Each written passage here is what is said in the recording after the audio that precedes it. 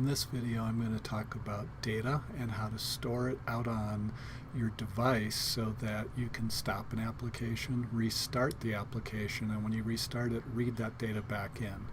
The way it's set up right now is by default. When you have data and you put it in variables, when you stop the application and then restart the application, that data is gone.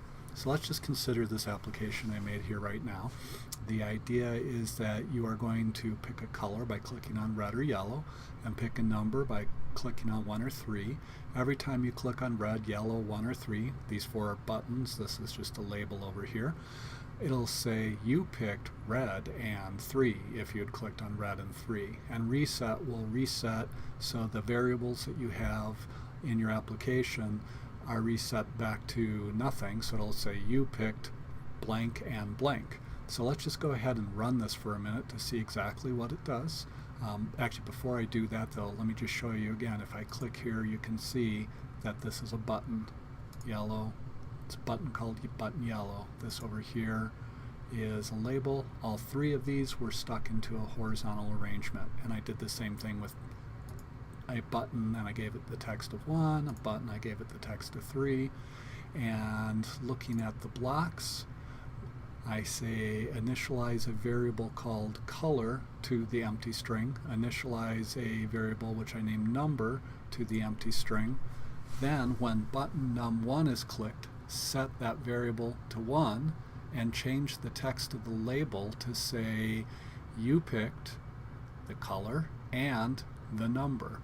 And if I were to click on red, it would set the global variable called global color to red, and it would say in the label, you picked red and whatever the number is.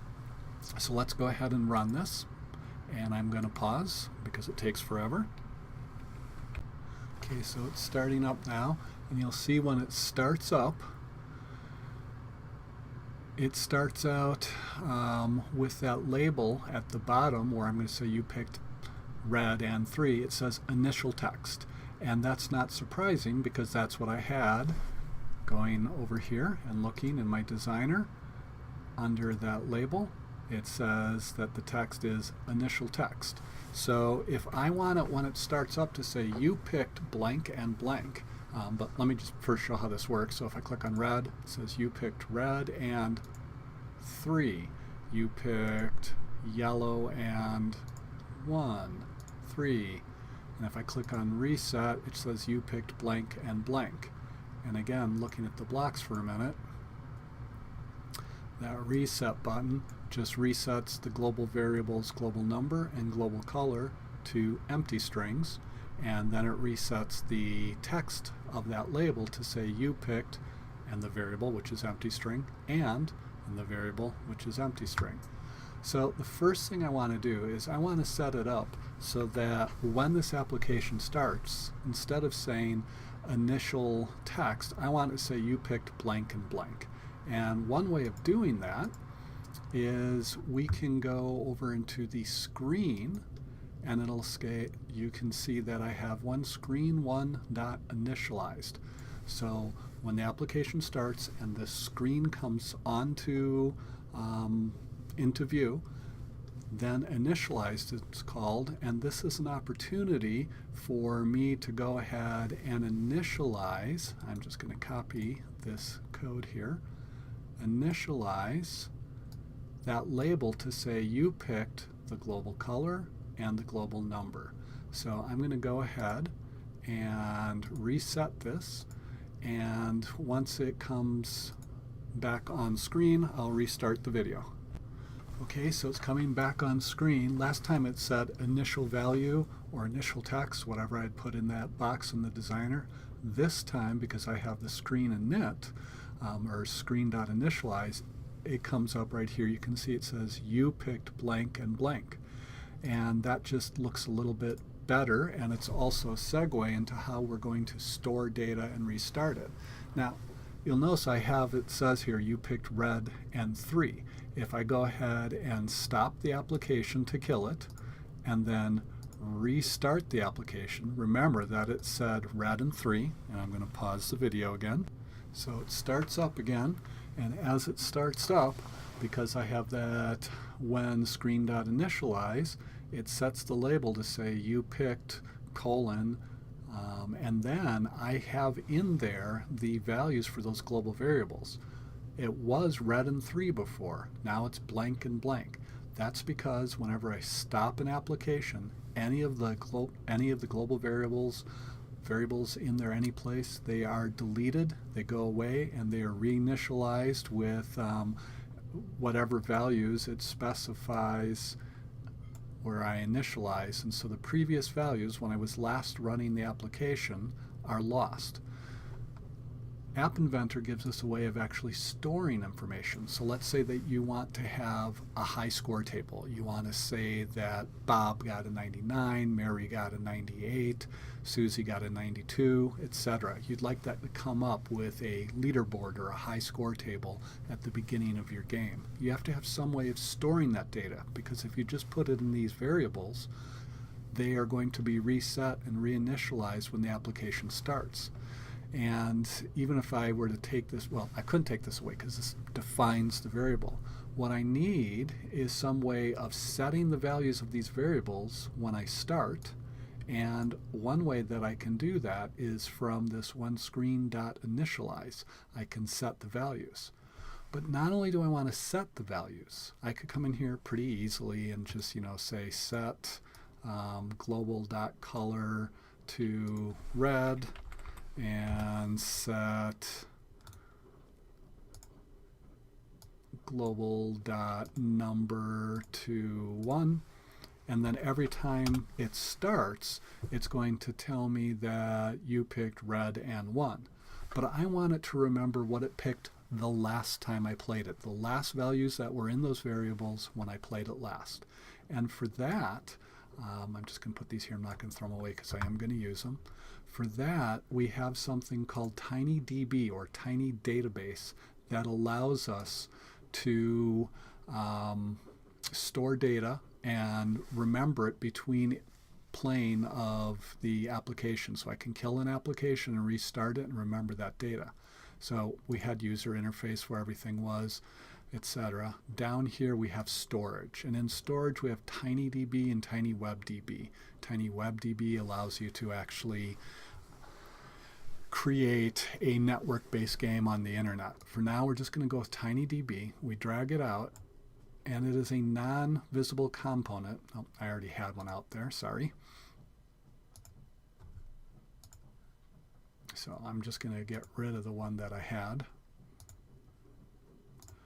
Okay, so I go to storage, I drag out TinyDB, I drop it there, and you'll see it says non-visible components. I have this component called TinyDB. It's not visible on the screen, but it gives me commands that allow me to store and to retrieve data. So now I can look at the blocks available to me in TinyDB, and one of them says call store value tag value to store. What this is saying is store a value into the Tiny database, and I'm going to give it a tag. So I could say score, and then the value to store in there, 99. In this case, I'm going to give them tags of color and number. So I'm going to say store tag color, and I want to store it to the current global color.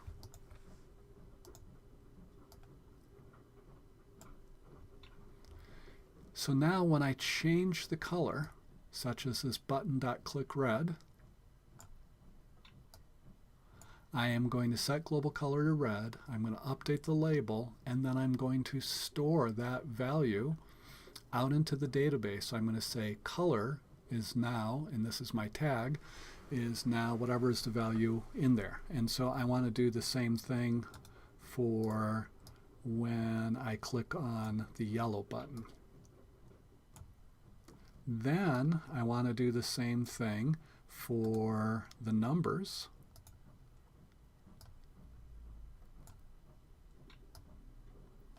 So I'm going to say when I click on num1, I'm going to change global number to 1, but here I want to say number, and I want to set the value to store to be the value that's currently in my variable number. And I'm going to duplicate this block and do the same thing for num3. So now I'm just going to click on align blocks vertically to clean that up.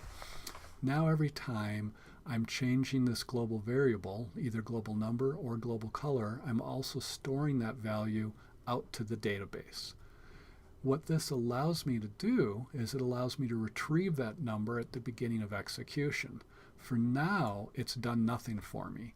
Let me show you that. I'm going to reset the connection, and I'm going to restart, pause the video. So it starts up again, and as it does so, even though I have stored those values out, it is not going to initialize with those values. It's going to say you pick blank and blank. And I could click on red, 3, and then I could go ahead and stop it and restart it. I'll go ahead and do that again. Reset connection, restart it, pause the video again, restarting the video again, and we see when it starts up that it does not remember the values that I put out into the database. Actually, the database does have those numbers in there. It does remember them, but I haven't retrieved them and used them. The logical place to do that is in my initialize. So when I initialize, what I can do is I can go to the database and get those values. So under there I can call TinyDB1.getValue, and so I can set these global variables. Duplicate this.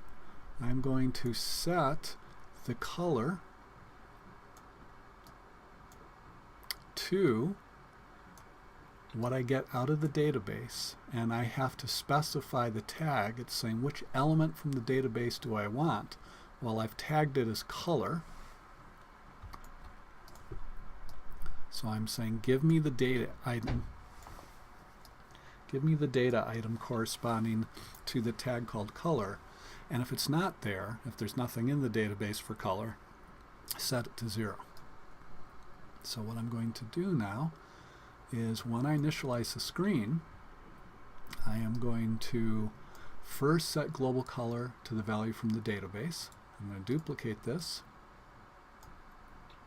and I'm going to set number to the value from number. So I'm calling my database, get the value associated with this tag. How do I know it's called number? Because when I was setting the value, I was saying set, and I said the tag is called number. So as long as you consistently use those tags with the same names, you will get what you want. So now when I'm running this, when I restart, it's going to get that value back. So I'm going to go ahead and set yellow and 1. And I'm going to stop this and restart it. And when I restart it, it should say you picked yellow and 1. So go ahead and reset the connection, restart the emulator. I'm going to pause the video. I restarted the video. And as the application comes up, it makes a call to get those values from TinyDB and puts them into the global variables. And as a result, when the label is initialized, it says you picked yellow and 1, which were the values that were in those variables and written out to the database the last time I ran the app. But then I completely stopped the app, and if I don't use TinyDB, then those values are lost forever. But if I use TinyDB to store those values out into the database, then I can get those values. That's great English. I can get those values again by calling TinyDB.getValue and specifying the tag associated with the data that I want.